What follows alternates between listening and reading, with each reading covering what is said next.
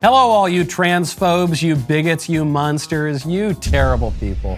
I have been informed by TikTok that if you are a fella and you don't want to go on a date with a fella in a dress, you're a very, very bad person. Let's hear the arguments. Okay, I think some people are missing the point of the video. If you'll a trans woman and she ticks all of the boxes that you require out of a partner, but you still won't date her, that's transphobic. I can get on board with people having preferences. I can even kind of get on board with people having genital preferences, although I think that's stupid. But if you're refusing to date a trans woman because you're afraid, not because you're not attracted to her, not because you don't enjoy who she is as a person, then I strongly encourage you to investigate how systemic transphobia has influenced your dating preferences. Like, just do it.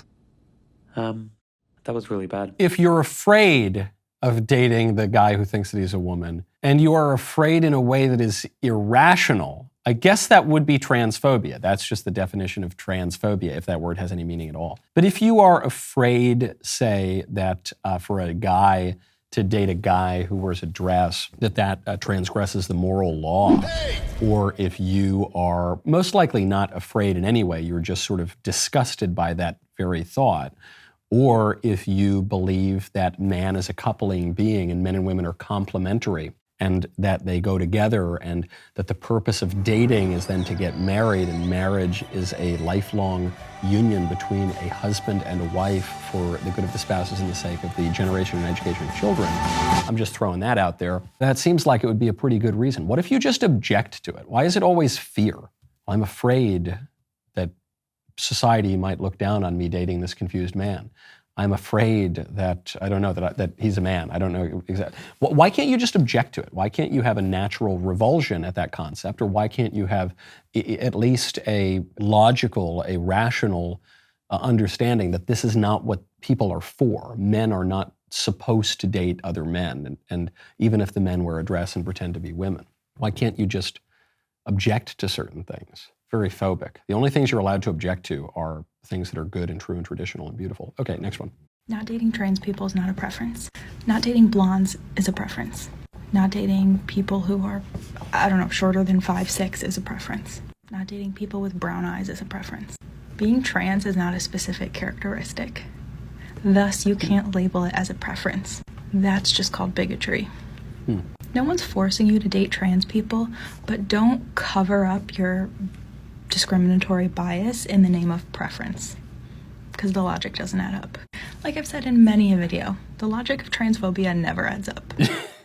There are some deficiencies in logic. I will grant her that. In this whole phenomenon, there is definitely a dearth of logic about the whole thing. I love, she says, no one's forcing you to date a trans person, but if you don't, you're a bigot, and you're discriminatory, and you're probably fat and stupid, and I hate you. But no one's forcing you to do it. The point where I have to agree with her, though, is she says, look, if you don't want to date a blonde, that's a preference, that's fine. You don't want to date a girl who's short, that's a preference, that's fine. But if you don't want to date a trans person, that's totally different, because being trans is not a specific characteristic. I agree with that point entirely. Being trans is not real. That's not an ontological category that is real. That's a euphemism to describe a sexual delusion. If you're a man and you say, I don't want to date a trans woman, what you're saying is, I'm not a homosexual and I would prefer to date a woman, a real woman. And I'm sure these people would tell you that that is bigotry. That's what she is saying. She's saying that if you have any distinction that you draw between men and women, that's bigoted. And it's not only these crazy transgender lunatics who are talking about that. It's the logic of feminism, where if you say that men and women are meaningfully different in any way, that you're a bigot. It's not just the wackos on TikTok who are saying that. That's a lot of our culture, maybe the majority of our culture, certainly the powerful institutions. They're saying the exact same thing. The reveal parties? Kind of transphobic. I don't think it's that difficult of a concept to grasp, because when you break it down, gender reveal parties are about, does baby have beepus or vajazzle? That's already a thing. Vajayjay?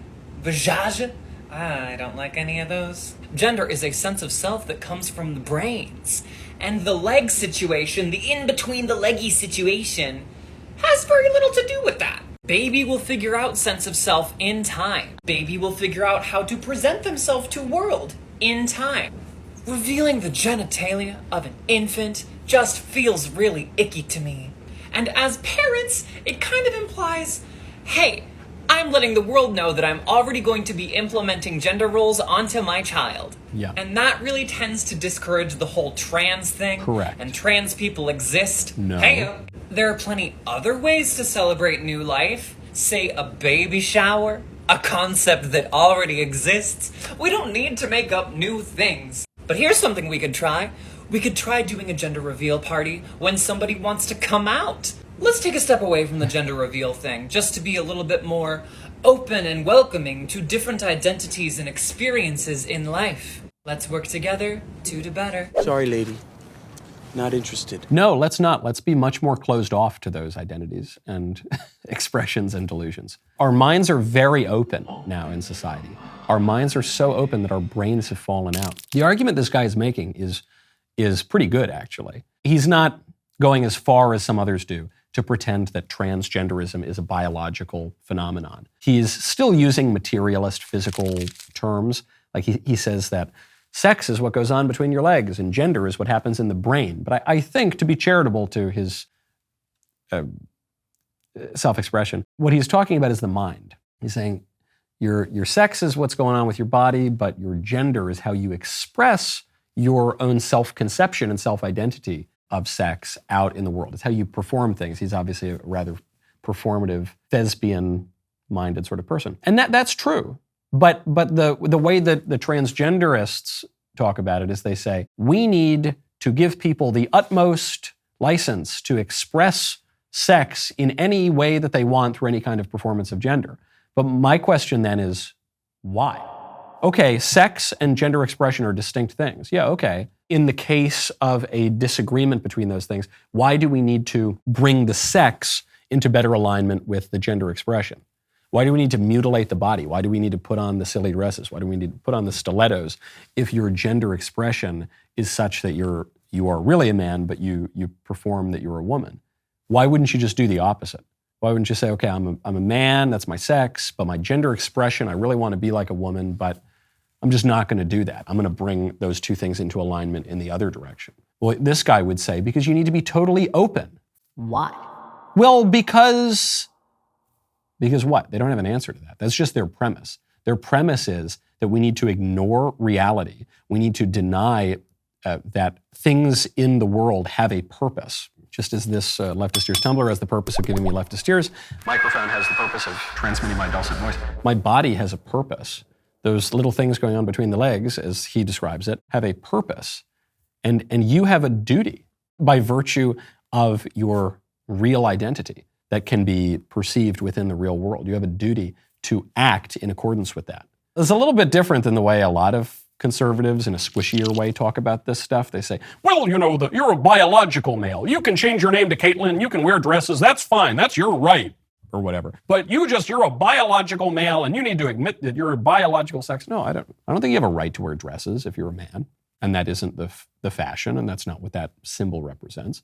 I don't think you have a right to chop your genitals off just because you're deluded. You don't have a right to do any of that.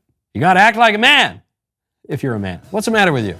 I'm Michael Knowles. We'll see you next time.